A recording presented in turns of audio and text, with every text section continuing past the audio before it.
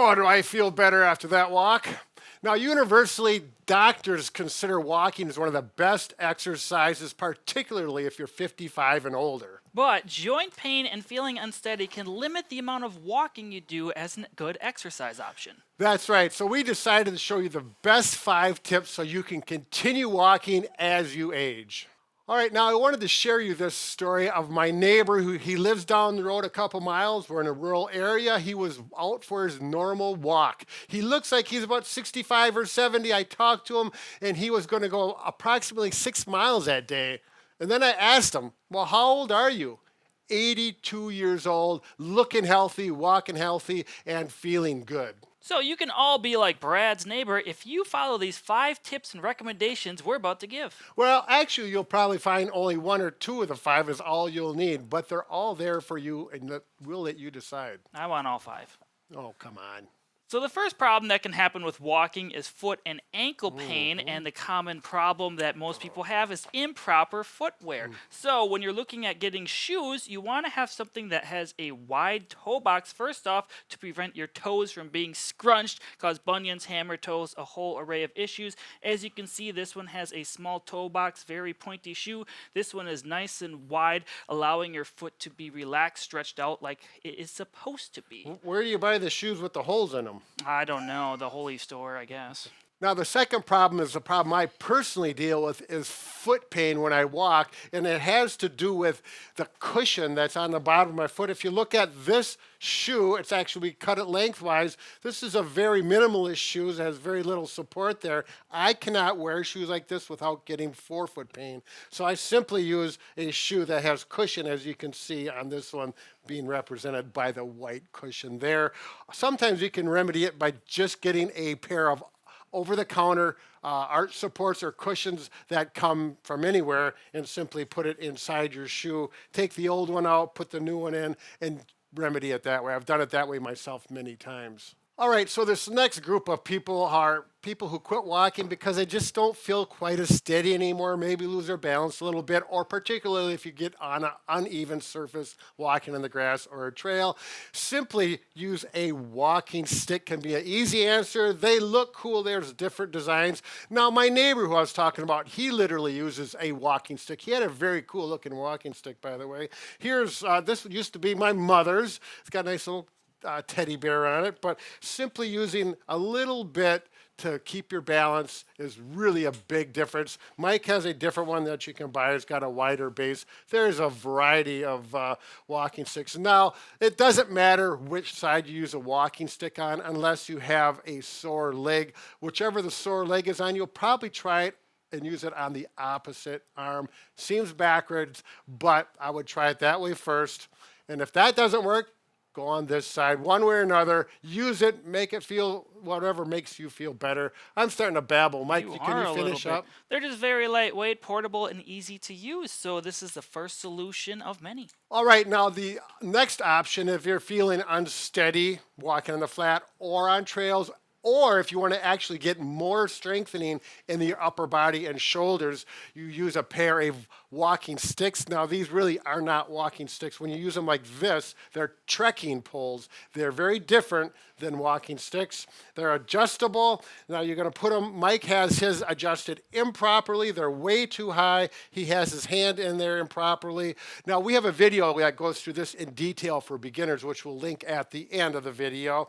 But it's one of those things where you walk like this, makes you more steady, again, uses more arm and shoulder strength, so you're going to burn more calories with these. And if you're walking on trails or up and down hills, they're a very big advantage. I use them when I was hiking in the mountains. Very helpful. So this is just another option to keep you walking and keep you a little more healthy, burn some calories. Mike, what do you say about these? My parents walk normally without these, but when they go on big hikes, including bluffs and mountains, they actually use trekking poles, and they're both in their 60s.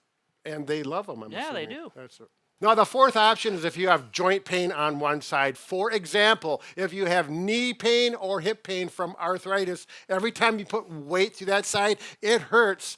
Then the next best thing is actually use a cane, not a walking stick, because you need to bear weight through the cane, taking the weight off of the painful side, making it less painful, making a big difference. Bob, Mike, and I have had great success with this with people who use it if it's properly. Mike, can you talk to how you adjust the cane properly? Sure. So when you're standing up nice and tall, it should be able to reach the crease of your wrist right here. Make sure you're not slouched over too much. Just adjust it to there. As you can see, Brad's is too tall. There are different style canes as well. Brad's is a single point, one little point.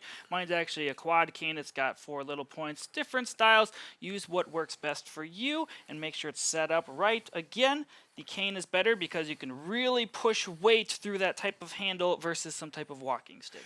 Now, Mike, if you have pain on your right side, which hand are you going to use it? Left side, you're That's going to right. go like this, not like Dr. House from the show. That way you can evenly distribute the weight with the cane being on the opposite side. Makes a big difference, but once you try it and do it properly, I've had people say, oh boy, does that feel much better. Big difference, and they could continue their walking until the arthritis is settled down. Now, if you have a wooden cane, here's a nice wooden cane. You're probably not going to find one like this, but you actually have it so that, like this one's too tall, I would have to cut that off with a saw or something of that nature. If it's too short, you simply can't use it because it won't grow back.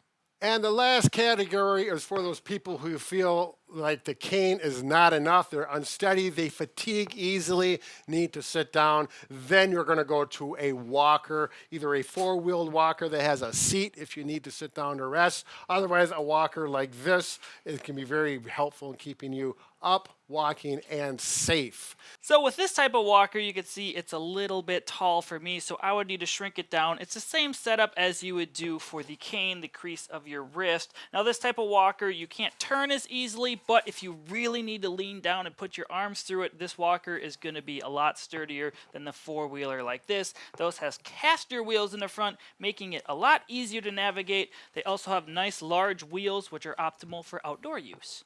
Good point, Mike. So seated down, make sure you learn to use the brakes.